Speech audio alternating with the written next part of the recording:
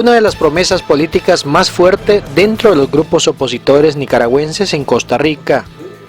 Hombre de letras y mentalidad democrática, nos referimos a Carlos Urcullo, secretario ejecutivo de la Unidad Democrática Nicaragüense, presidente fundador del Partido Libertario Demócratas y representante en Costa Rica del Foro Anticomunista de Miami. Pero ¿quién es Carlos Urcullo? ¿Y qué pensamiento de cambio ofrece a los nicaragüenses? Sobre esto y un posible gobierno de transición, conversó con Informativo JBS. ¿Quién es Carlos Urcullo? Muchas gracias, don Jesús, por la invitación. Una gran oportunidad, sobre todo que yo soy un extranjero en Costa Rica. Yo salí huyendo de Nicaragua. Yo soy un dirigente político allá de oposición al sandinismo. Y me previnieron desde Canadá que qué estaba esperando tan tranquilo en Nicaragua. Van a ir por vos a las 3 de la mañana a sacarte a golpes. Mejor andate ya del país. Y eso fue lo que hice. En 2 días preparé mi viaje. Estoy acostumbrado a hacerlo de forma legal siempre, con mi pasaporte al día, con mi visa americana al día. En fin, me fui en el vehículo con el chofer, me acompañó mi esposa. Y al llegar a la frontera, noto yo 300 metros antes de que había al final, donde está migración, que hay mucha gente siempre caminando y se mueve entre bancos y eso, no veo a nadie. Pero sí veo un montón de gente afuera, 300 metros antes, y dije, qué extraño. Le digo, estacionate a un lado, anda a investigar qué es lo que pasa, no me gusta. Entonces fue a investigar y me dice, mire, dicen la gente que migración a unos no los deja salir, a otros les quita el pasaporte, a otros se los llevan presos, ¿verdad? Y a otros no se sabe, pues. Entonces esta gente que está aquí se quedó sin pasaporte, toda esta gente que está rodeando aquí a usted, en la calle, estaba en la carretera. Entonces le digo yo, no, yo así no salgo. Me dice, y debe salir solo. Es decir, no podemos acompañarlo de aquí a migración para despedirlo. Tiene que ir solo usted con las valijas. Entonces, menos que me gustó. Entonces, ¿por qué? Porque la presencia de ellos para mí son testigos.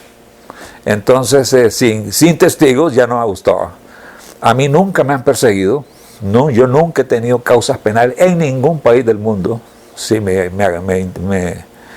tuvieran que investigarme por Interpol, por ejemplo.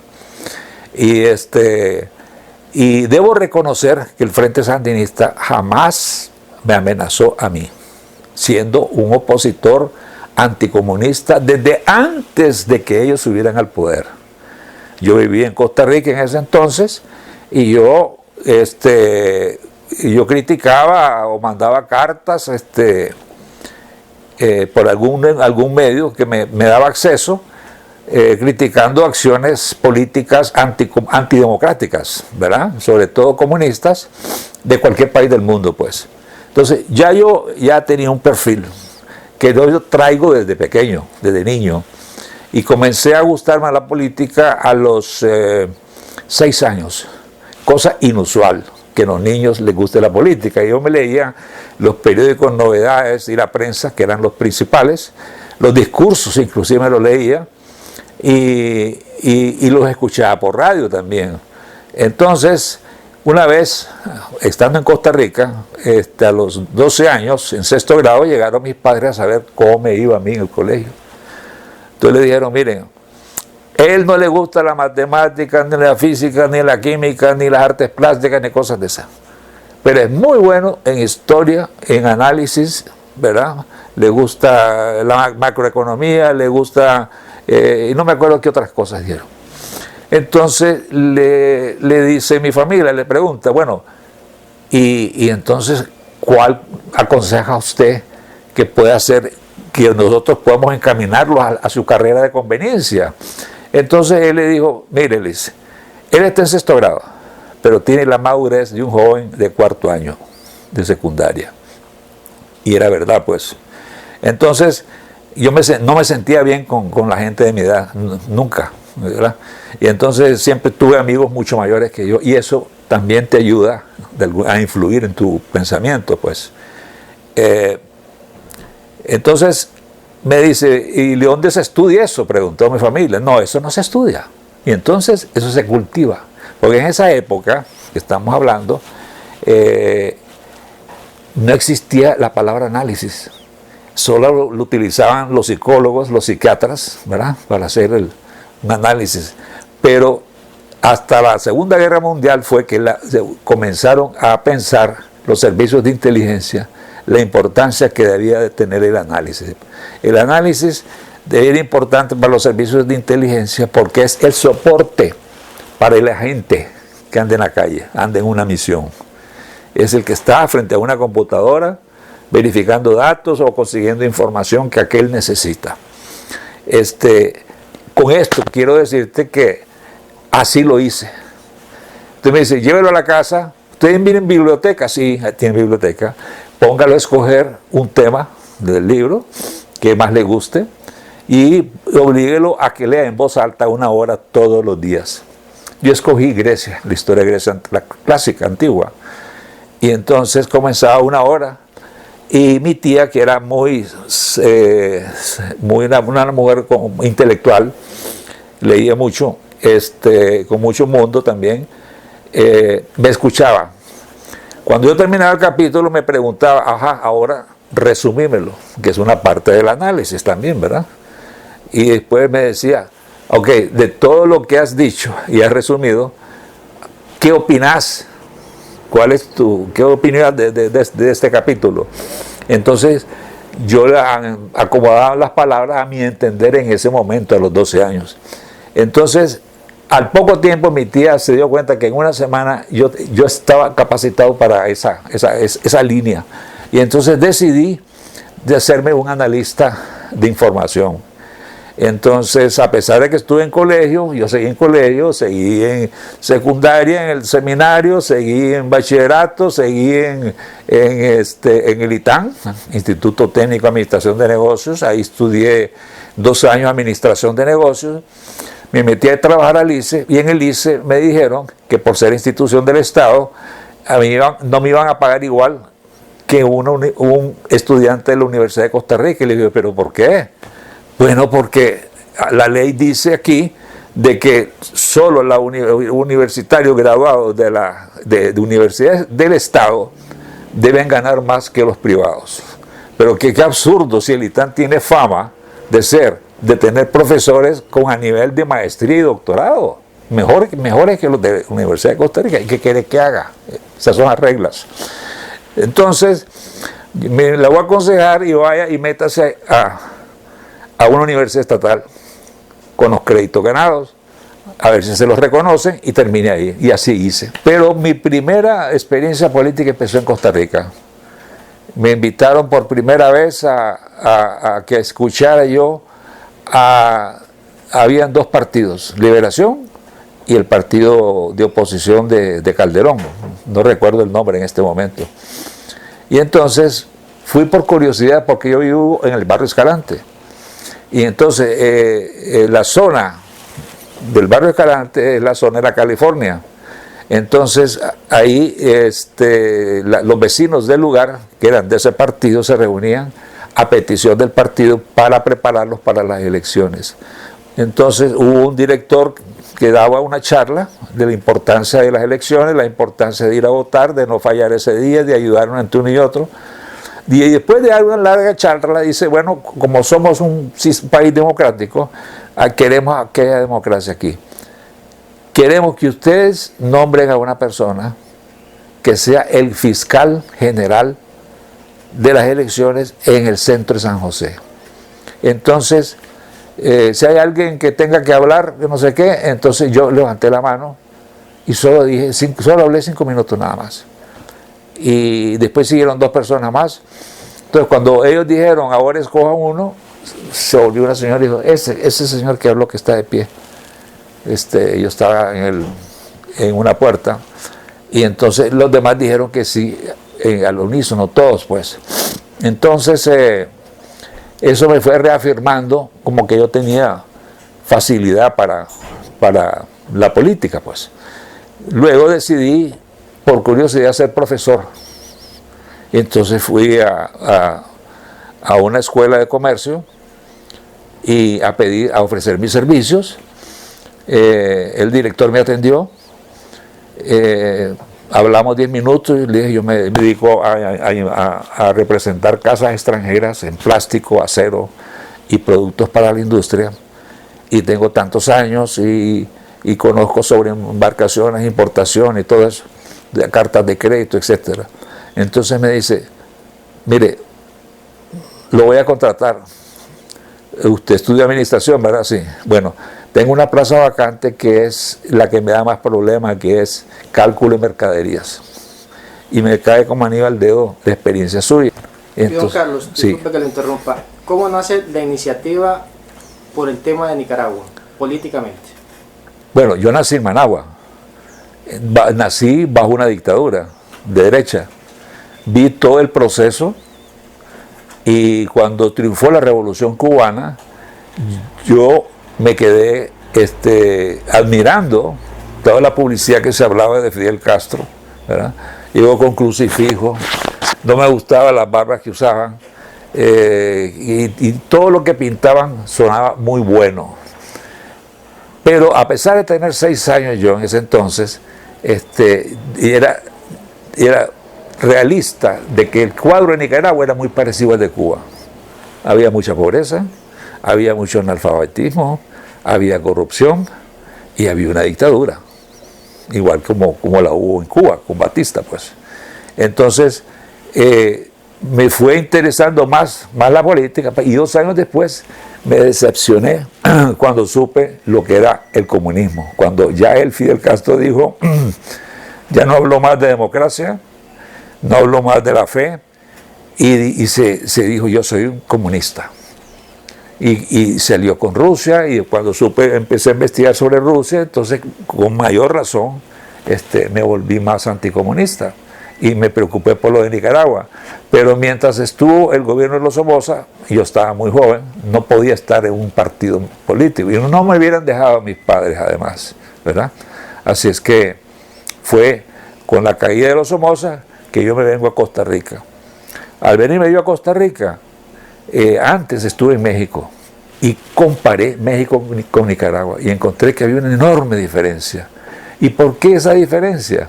La diferencia está en que descubrí que los mexicanos eran una dictadura, como Nicaragua, pero diferente en el sentido que la de nicaragüense era una dictadura familiar. En cambio la mexicana era una dictadura de partido, o sea, es menos dañina porque cada 6 años va cambiando de candidato. Y lo que cansa más a los pueblos es estar oyendo un apellido siempre, el mismo apellido, el mismo apellido.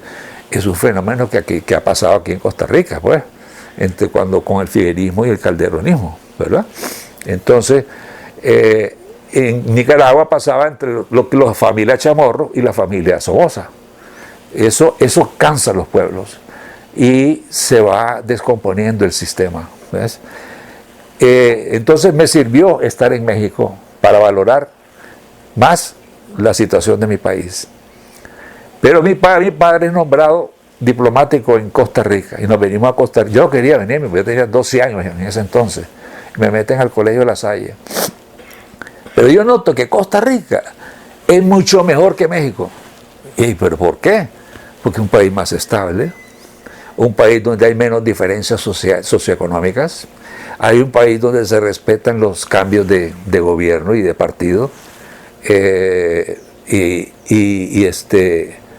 y había un respeto por los derechos humanos, cosa que en México... Cuando hablamos de derechos humanos, se me viene a la cabeza, ¿qué opina usted sobre el tema de los presos políticos en Nicaragua? Terrible. Ese es algo... Mire, yo tengo un noticiero que se llama CJU, todos los días lo doy de lunes a domingo, y paso, pero es internacional, y entonces no he visto yo, en estos tiempos que vivimos, en el siglo XXI, la forma como tratan a los presos en Nicaragua. Yo sé que en Venezuela se parece bastante y también en Cuba, pero en Nicaragua es algo espantoso, pues, porque si te vas del país siendo opositor y te vas porque crees que porque no puedes sostenerte económicamente y porque sos opositor, entonces te dicen, venga, entonces vos no regresas al país porque tenés miedo de caer preso o que te torturen. ¿Qué es lo que hacen? Te capturan a tu esposa y a tus hijos, que nada tienen que ver. Ahí están presos. Hay varios casos en Nicaragua así. Ya cuando ya llegas a esos extremos y los torturas, no los dejas salir de casa, etcétera, pues no puedes sacar la bandera de tu país porque eso es terrorismo para ellos. Te maltratan, te suben a la camioneta, te tiran. Entonces el trato es desde el inicio, el maltrato, y no importa la cantidad de gente que esté viviendo en la calle, no les importa a ellos. Sí. ¿Cuál es su análisis sobre la situación política decadente que vive Nicaragua actualmente? Con mucha pena le tengo que decir, don Jesús, que me da pena por mi país, que ha caído tan bajo. La mediocridad, el vandalismo, el robo de propiedades. La policía entra con la excusa de que usted es sospechoso de algo y se le llevan las cosas. En eso que andan buscando armas o papeles que lo comprometan, ellos aprovechan y se roban cosas. Y lo hacen de mala fe a las 3 de la mañana. No crea que llegan hoy lleguemos a las 5 y no lleguemos a la hora del almuerzo. No, a ellos les vale. Entonces, yo no he visto en ningún país un trato como el que le están haciendo a los presos en Nicaragua.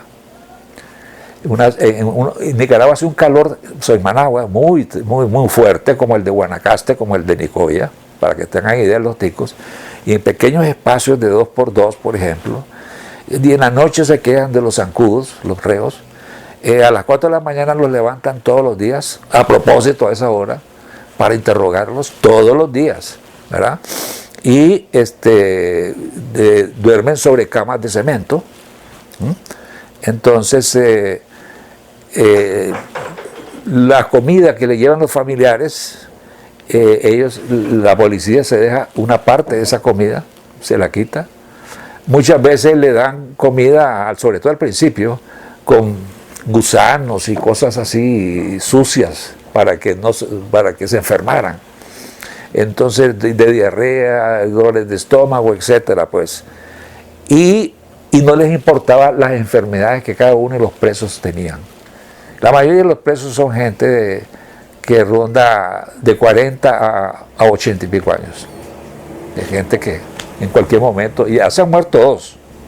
Uno que lo asesinó un policía, y otro que por razones de salud le falló, que por cierto fue uno de los militares más altos que tenía el régimen sandinista y que salvó a Daniel Ortega de un secuestro de la Guardia Nacional. De la cárcel lo sacó a través de un asalto, pues. Entonces ese favor es un favor que no puede olvidarse de por vida, pues. Pero a él no le importó y lo echó preso. Y estando preso le avisaron que estaba enfermo y no le importó. Y no dejan que la familia llegue a verlos. Es otra tortura. Porque ¿qué es lo que piensa la familia? ¿Por qué no nos lo quieren mostrar? ¿Por qué no quieren que lo visitemos? Nosotros tenemos de aliados a los de UDN, ¿verdad? Que los echó presos Daniel Ortega. Son más de 20, ¿verdad? De los cuales 9 son de Ciudad Darío, ¿verdad? Y estamos hablando de ¿qué año? 2014. ¿Verdad? Ahí están.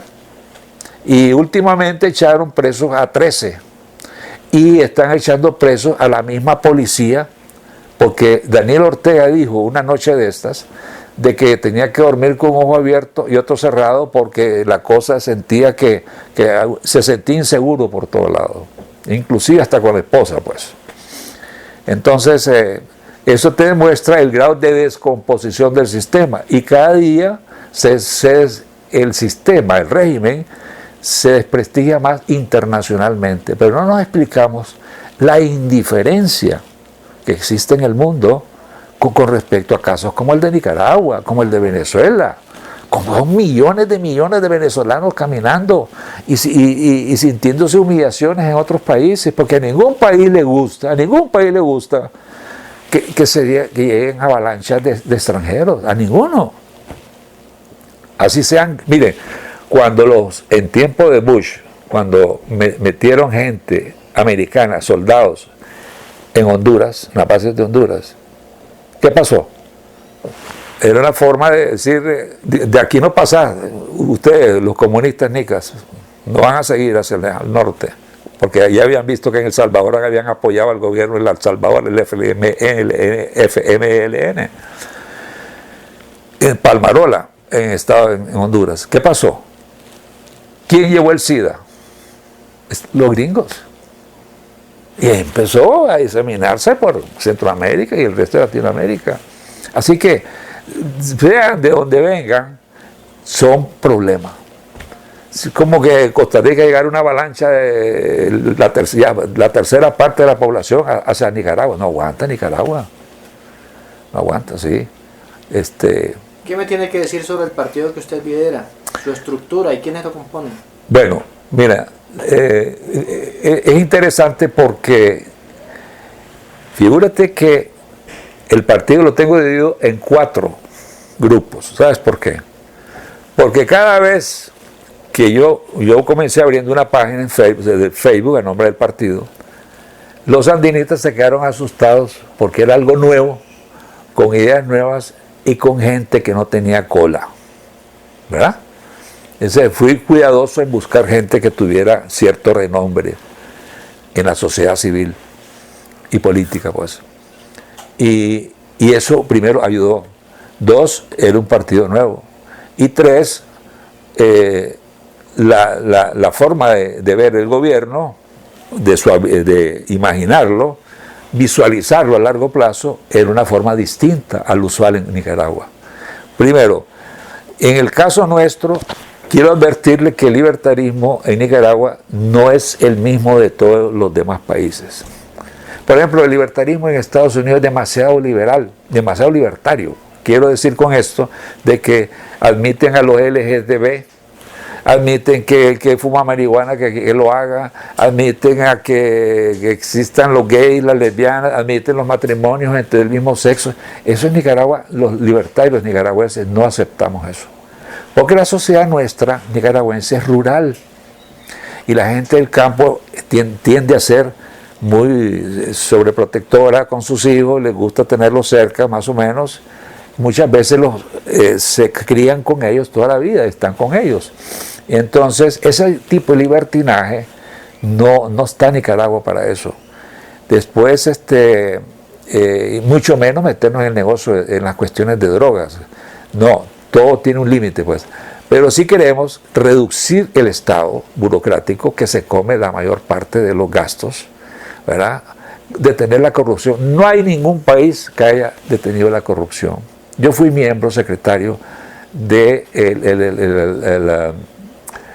Instituto Internacional contra la Corrupción, que fue creado por un alemán del BID y empezó en Alemania. Este instituto anticorrupción se hizo en el gobierno de Arnoldo Alemán. Pero Arnoldo Alemán sabía, y andaba con malos pasos, de meter mano al Estado, que podíamos nosotros, como ya lo conocíamos, seguirle la pista y atraparlo en algunas malas acciones, pues. Entonces le pidió a su vicepresidente que le iba a dar presupuesto para que nos opacara y intentara que el otro hacer el papel de que están creando persecución por aquello de la malversación de fondos, etc. Luego comenzaron las presiones y algunos miembros de la directiva, por ejemplo, 2 que trabajaron en Naciones Unidas, el director los llamó y les dijo, no, a mí no me hagan sombra, porque salíamos, ¿verdad? Éramos algo nuevo en Nicaragua, entonces contra la corrupción y que no éramos parte del Estado, sino privados. Entonces les digo, no, yo no lo admito. Así que, 1 y 2, si quieren conservar el puesto, sálganse de ahí. Entonces salieron dos. Entonces otro que tenía una ONG, que era miembro de la directiva, lo amenazaron también con que no le podían seguir dando fondos. Y total, que el último fui yo. Y entonces me quedé yo solo y ya no seguí con eso. Entonces el embajador de Venezuela me dijo, chico, es que acuérdate que tú no puedes solo. Si no tienes tu dinero y no tienes poder, ¿cómo vas a enfrentar al poder de los sandinistas y el de Alemán? No puedes, chico. Le digo, sí, tienes razón. Le digo, pero entonces yo no lo busqué, fue que me buscaron a mí. Pues yo trabajaba en la Contraloría General de la República como asesor. Y lo manejaba Agustín Jarquín, que era de social cristiano. Yo tuve formación aquí, social cristiana primero, y la tuve después en Venezuela. Pero he sido de Partido Liberal siempre, ya de familia, tradición de familia. Yo dejé de ser del Partido Liberal de Somoza, me decepcioné del somocismo, del Partido Liberal Nacionalista de Somoza, porque el continuismo, no querían soltarlo, el continuismo. Entonces me separé, ya no seguí apoyándolo, pues.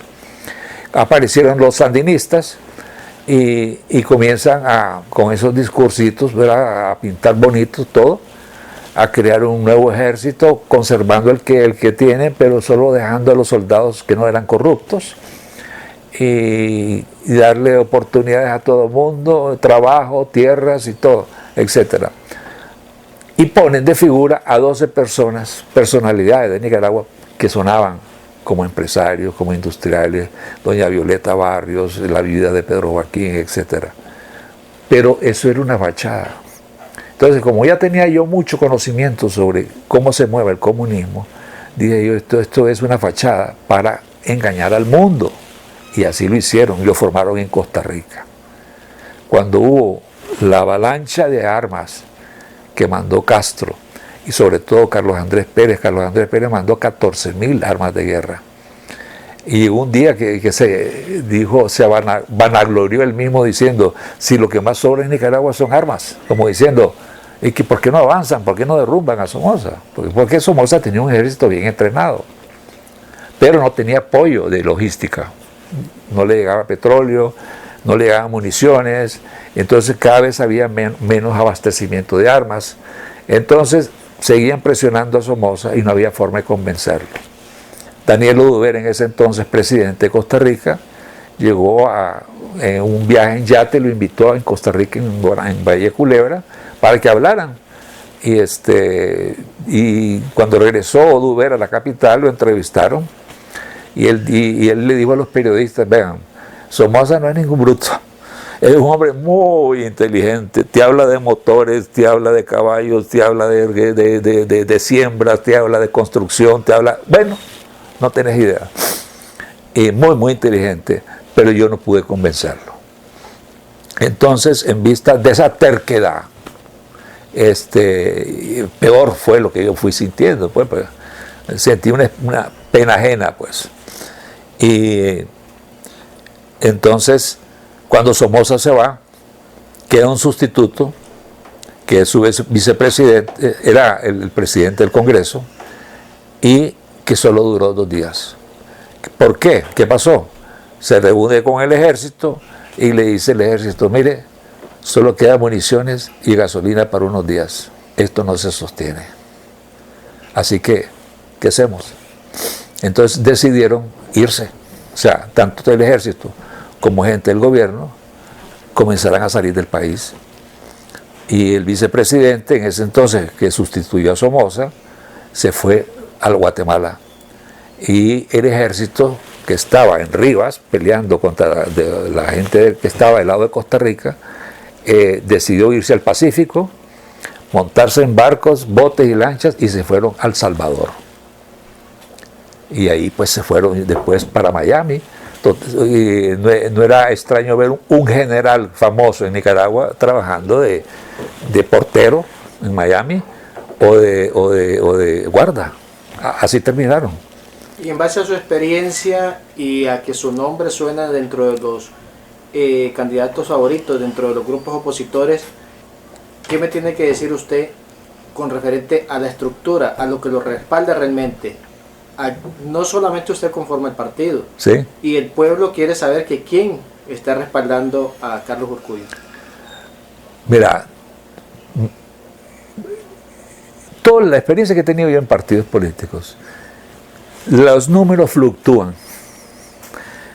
Inclusive yo he visto, y yo mismo lo he vivido, que yo voy a votar en estas elecciones, ¿verdad? Por fulano para presidente, fulanos para diputado, y fulanos para concejales, y fulanos para alcalde. Así lo llevo en la mente, y ya lo requete pensado y todo. Y el día de la votación, ese mismo día, cuando estoy ahí encerrado para votar, he hecho cambios de último momento. No en los cargos de presidente y vicepresidente, sino en los de concejales, sobre todo. ¿Ves? Yo lo he hecho. Y si yo lo he hecho, yo considero también que la mayoría de la gente lo hace. Hay gente, ahora es peor, ahora la gente se cambia de partido fácilmente. Se pasa al partido opositor. Es una especie de filibusterismo lo que hay.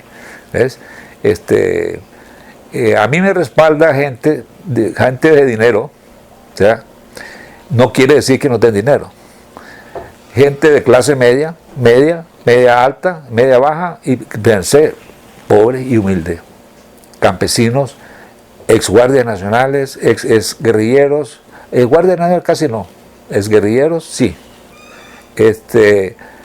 Porque los contras fueron engañados con el plan de paz, porque favorecieron al sandinismo y a los contras les quitaron las armas en tiempo de la Violeta y las destruyeron, y al ejército sandinista no lo hicieron. Entonces ahí fue una falla tremenda, y el culpable obviamente fue más el presidente Carter. Sí. De llegar usted a la presidencia como un gobierno de transición, ¿cómo pretende recuperar la democracia de Nicaragua? Bueno, mira, tiene que ver mucho las actitudes. Yo soy un hombre que primero soy observador y sé escuchar. Y un buen político debe saber escuchar a su pueblo. Yo no tengo prejuicios contra nadie, no odio a nadie, ¿verdad? Sé lo perjudicial que ha sido el Frente Sandinista, pero yo no siento odio por ellos. A mí no me han hecho nada para sentir yo odios. Familia mía no se ha visto envuelto en escándalos de ningún tipo, y nosotros yo he tenido amigos hasta comunistas, pero nos respetamos. Ni él me convence a mí, ni yo ni trato de convencerlo a él. Mientras jugamos ese juego, podemos hablar horas de horas y días de días, y yo tuve amistad con uno de ellos, acaba de morir uno de ellos hace unos días, que fue gran amigo mío, amigo de vernos todos los días, casi, o 5 días a la semana, pues, que es mucho decir, porque le encantaba platicar mucho. Pero la política, él sabía que, inclusive me dijo a mí, mira, yo te puedo conseguir un viaje gratis a Cuba. No me interesa, le digo yo. ¿Por qué? ¿Te va a gustar? No. Es que siento que yo le estoy haciendo un cierto volado al gobierno cubano, y no es ese mi interés. Yo detesto ese gobierno. O sea, yo sé lo que hacen con esos viajes turísticos, los llevan a los lugares que ellos quieren, te tienen vigilado, y yo soy la libertad ante todo, pues. Por eso soy libertario. Me gusta la libertad de expresión. Por eso uso un diario y no le ando consultando, porque prefiero yo tener un criterio independiente. Es inusual en Nicaragua tenerlo. Pero los 20 años que viví en Costa Rica me reforzaron a mí ser demócrata, tener libre expresión, respetuoso de los derechos humanos, y no verme involucrados en conductas de violencia y cosas por el estilo, pues. Así es que yo me empeñaría en formar al pueblo nicaragüense en escuelas de todo tipo, Cuando hablo de escuelas, digo técnicas, escuela primaria, escuelas, colegios, universidades, institutos tecnológicos. Me interesa sobre todo los pequeños empresarios, emprendedores que no pueden pagar equipos para emprender una pequeña fábrica porque son muy costosos, pero yo sé que Taiwán, los taiwaneses son número uno, te inventan unas máquinas bien baratas para empezar, ¿no? Empiezas con equipos no tan sofisticados, más baratos y accesibles, y así es la industria de ellos, así empezaron ellos. Entonces volver a jalar. Lo segundo es yo cambiar las relaciones exteriores, quitar todos los contacto exterior con los regímenes de izquierda, salvo ciertas excepciones, que respeten los derechos humanos y que haya una democracia, ¿verdad? Pero de izquierda y de autoritarios, para nada. Y le daría más énfasis, por ejemplo, a Alemania, a Israel, Taiwán, Brasil, y dependiendo que no esté Lula, ¿verdad? Argentina, dependiendo que no estén los Kirchner, por ejemplo. Chile, he sido admirador de los chilenos. Yo no conozco Chile, pero he sido admirador de los chilenos. Y entonces, y no entiendo esa actitud tan malévola de los chilenos, de izquierdistas, porque Chile era un ejemplo en América. Y cómo van casi lo desbordan, casi lo destruyen ellos mismos. Ya quisiera a ver si estuvieran viviendo con los problemas de nuestros países, lo incendian. Pero bueno, entonces luego trataría de hacer un estudio agroindustrial, porque en Nicaragua en los años 60 esos campos eran increíblemente requete productivos, llenos de algodón, todos blancos a la orilla de la carretera. Cayó en desgracia el algodón por los precios y ya no es la misma. Entonces hay mucha tierra ociosa, primero por el desprestigio de la propiedad, que muchas propiedades fueron confiscadas a la fuerza. O sea, a gente trabajadora, a gente honrada, se las quitaron porque ese es el comunismo, para repartir tierra a un montón de gente que no tiene ni conocimiento de eso. Yo tenía en mis bases gente de asentamientos que se dedicaba a apropiarse de propiedades, ¿verdad? Y me llevaban a conocerlas. Y entonces me decía, este es mi pedazo, miren, son 1000 y pico varas, no sé qué, ahí voy a hacer mi casita, qué bueno, hombre, y tal cosa. Y el otro día así. Después, ¿qué hacían? Querían venderlas todas. Iban queriendo vender sus casas. Claro que les costaba mucho, porque no tenían calles pavimentadas, parques, etcétera, iluminación. Y entonces se fue haciendo un negocio y los comandantes se apoderaron de las mejores tierras de Nicaragua. La tercera medida sería quitar esas propiedades robadas, devolvérselas a los dueños. Yo me puse a pensar cómo se puede hacer eso, cómo compensar lo robado. Uno, o se devuelve la tierra o se le paga, se le indemniza. Entonces me puse a analizar e investigué cómo hizo Alemania. Porque la Alemania comunista se hizo comunista y pasó a ser del Estado. Entonces, cuando Alemania se junta con la Alemania federal y se ponen a pensar cómo resolvemos este problema. La propiedad es un derecho que no se pierde nunca, ¿verdad? Entonces decidieron pasar un impuesto. Claro, Alemania es un país rico, y decidieron el 10% en impuestos en general. O sea, si vos ganás 100,000 pesos, 10% va a ser tu cuota de apoyo a la injusticia, pues. Había sus excepciones en casos que no se cobraban, pero la mayoría El que ganaba 100.000 sabía que tenía que dar 10.000. 1.000.000, 100.000. De esa forma pudo Alemania compensar y no tuvo necesidad de pedir prestado a ningún país. Algo parecido, claro, habría que hacer un estudio minucioso de eso para arreglar eso. Luego, implantar la justicia, una verdadera justicia, porque la justicia en Nicaragua está manejada por abogados que se hicieron, ¿cómo se llama?, rápido, por asuntos de que haber estado en la guerra, entonces hacerte abogado en 2 años, pues. Eso es imposible. Son magistrados que con 2 años de derecho no tienen la capacidad ni la experiencia para juzgar a personas sin tener los suficientes cargos. Entonces, impartir justicia independiente, que hayan poderes independientes, la Asamblea, el Poder Ejecutivo y un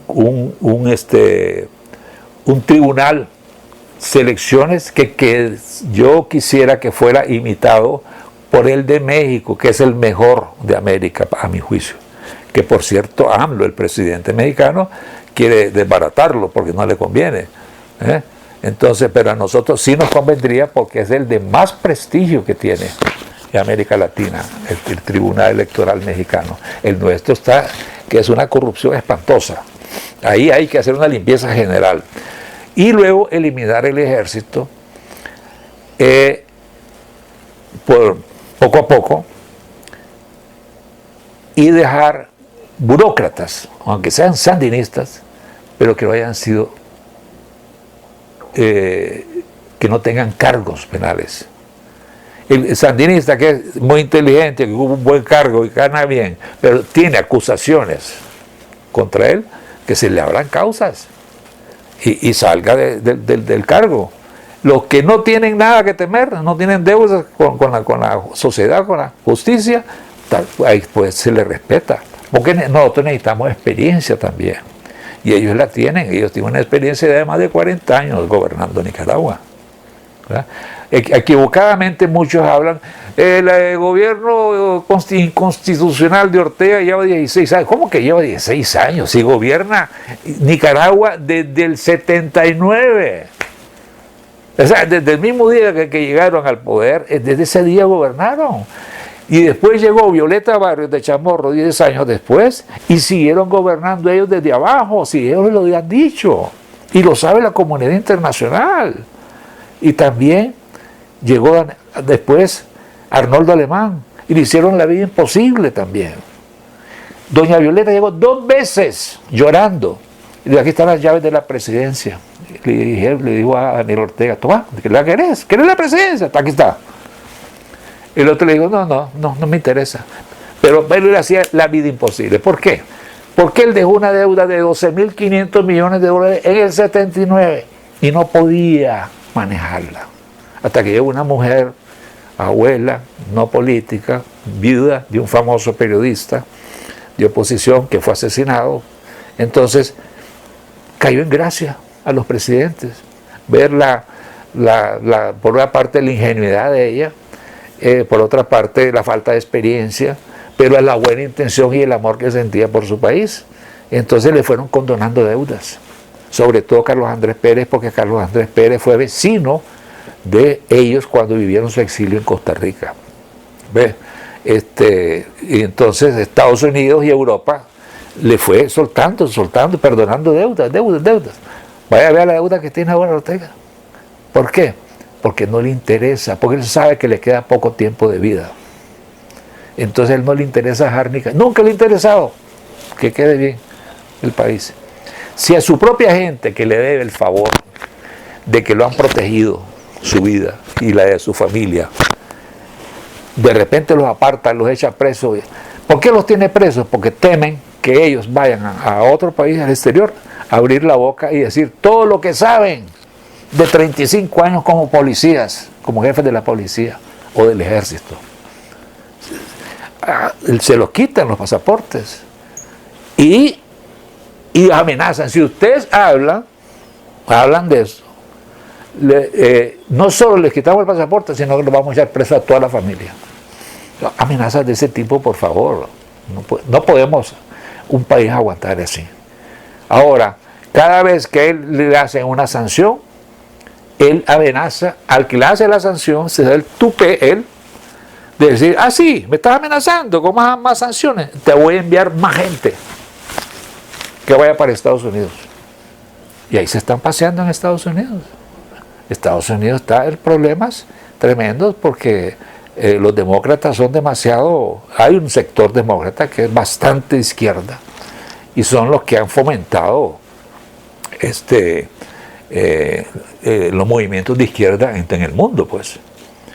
Así es que hay mucho por hacer en Nicaragua.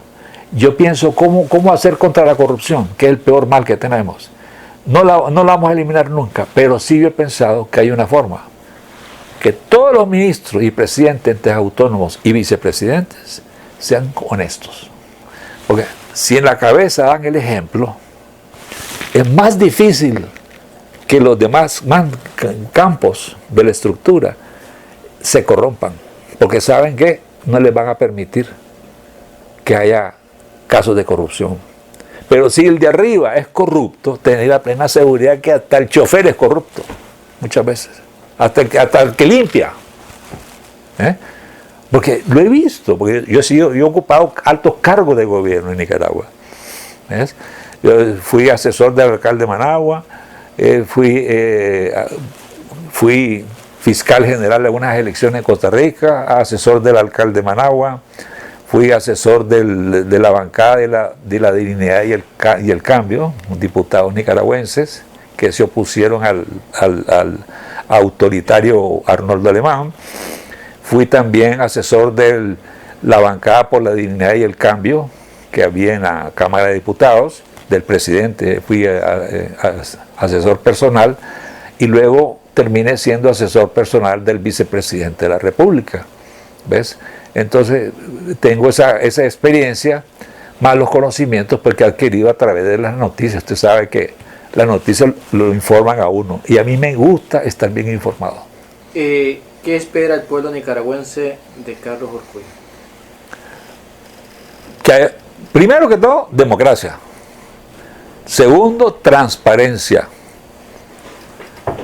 Tercero, incentivar el turismo. Primero, para incentivar el turismo, bajar el impuesto al IVA, que es del 15%, bajarlo. Puede ser, no sé, hay que sentarse a hacer números, pero bajarlo. Bajar, eliminar el montón de obstáculos para obtener visa para Nicaragua. Y hacer propaganda en el exterior, como se hace ahora. Si se puede aumentar, mejor todavía. Y tratar de seguir el ejemplo de Costa Rica. Pero no vamos a ser igual que Costa Rica, porque el nicaragüense y el costarricense no somos iguales. Hay diferencias de estilo. Pero aprender de lo que han hecho los ticos, lo podemos hacer nosotros.